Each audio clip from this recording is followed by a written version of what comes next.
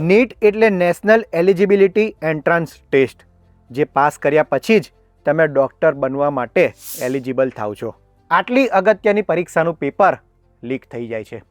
ગોખણપટ્ટી કરીને વિદ્યાર્થી એ ડૉક્ટર બની જાય છે અને આ ડૉક્ટર બનેલો વિદ્યાર્થી તમારો ઈલાજ કેવો કરશે તે ફક્ત વિચારી જુઓ. નીટનું પરીક્ષાનું પેપર રદ થતાં લાખો વિદ્યાર્થીઓના સપના રોડાઈ જાય છે, તેમનું મનોબળ તૂટી જાય છે, કારણ કે દિવસ રાત તનતોડ મહેનત કરીને તેમણે તૈયારી કરી હોય છે. વિવાદ ઉગ્ર બનતા કેન્દ્ર સરકારે નીટની પરીક્ષા રદ કરી અને ફરીથી નીટની પરીક્ષા લેવાનું આયોજન કર્યું. નિર્ણય અઘરો હતો, પરંતુ 22 લાખ વિદ્યાર્થીઓના ભવિષ્ય સાથે જોડાયેલો સવાલ હતો.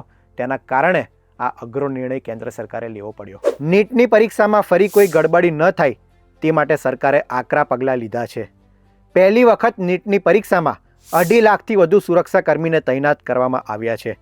પ્રશ્નપત્રો અને આન્સર શીટની સુરક્ષાની જવાબદારી કેન્દ્રીય સુરક્ષા દળોને સોંપવામાં આવી છે. ઉમેદવારોની ઓળખ માટે biometric checking, CCTV monitoring, metal detector checking જેવી સુરક્ષા વ્યવસ્થાઓ કરવામાં આવી છે.